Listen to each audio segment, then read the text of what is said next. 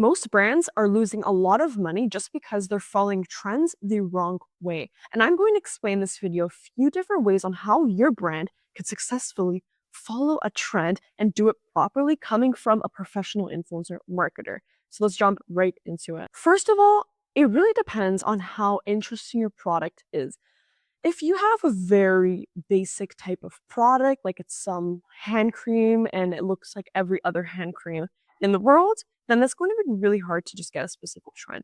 But if you have something very, very unique, like Taps chocolate, Alice mushrooms, those are really interesting products that are really easy to make trends from. And matter of fact, they actually became really, really popular and successful just because they caught on a TikTok trend. But apart from that, things are still really, really possible. So if you have a more basic product, there's ways that you could turn it into a trend. Number one, it's timing and fit. It's going to be quite difficult to make your own trend. We could always follow in onto someone else's trend. If there's a popular dancing trend that's happening online, you could easily have your product be somehow integrated in there, which makes everyone else have to go purchase that product and also integrate it in there because that's what everyone else is doing. So everyone else has to do it as well. But if you do things properly, you could be very, very successful, like Stanley Cup. The way they did it is that they just paid 1 million influencers to integrate their products into videos. They didn't even have to talk about it and be like, hey, buy this product. They would literally just use it, pick up the Stanley Cup and drink from it. And sometimes they're taking photos, they just have it in the background. And that's exactly how it usually works. We first start off with just having these slight product integrations. You're going to hire 1,000 creators just to product integrate it. And it's not going to be expensive because they're not actively promoting it. They're just really showing it. You're going to hire 1,000 influencers doing that.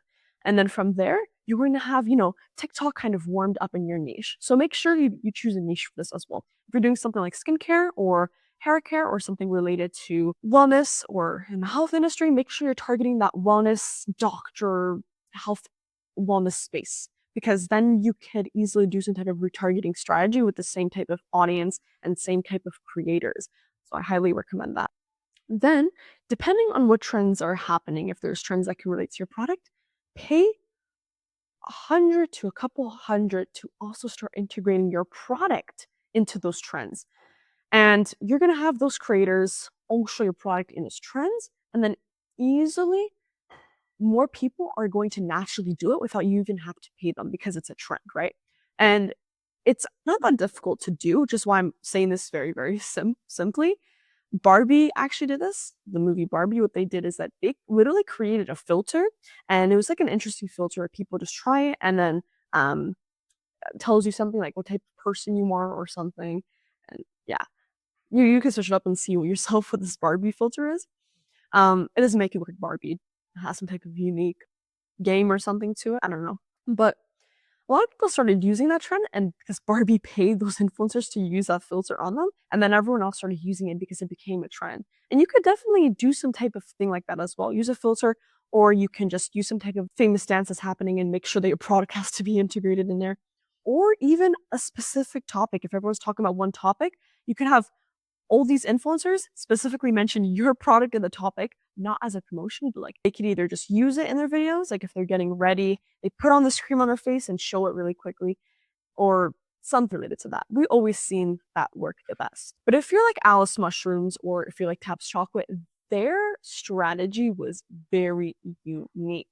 What they did is that they hired around 20 people to just post UGC content for them on 20 different accounts. And they were posting around 5 posts a day, which led up to like a couple hundred every single month.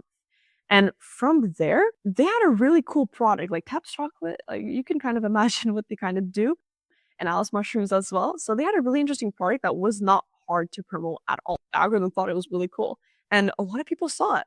And a lot of people naturally made promotional videos that were actually entertaining. And many videos went viral, and that's how they easily reached 1 million in just a few months. As well as if you look at their marketing, one of my favorite things to look at is Alice Mushroom's website.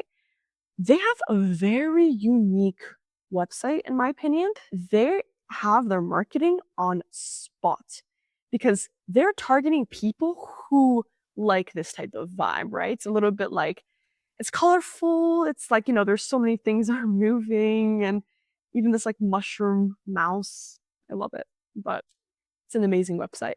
I call this great marketing, and I also call this amazing copywriting. If you want to learn how to make a proper landing page, do it from Alice Mushrooms. But yeah, apart from that, those are the main points. I also just want to make sure that these trends that you're going into really match your brand values and match your product. And this trend targets the audience that you want. So if this is a trend that's more in the wellness industry, that's more like health related, then it makes a lot of sense to have your product integrated in there. If it's like gaming or something, then I don't recommend it because you're just going to attract a lot of like non-buyers, non-qualified people, and it's just going to be a waste of money. Yeah, guys, if you want more content like this, feel free to subscribe. You could also watch my next video. I talk about campaign examples that were highly, highly successful in this space. And you can learn a lot from there. So I highly suggest you check that out, and I'll see you there.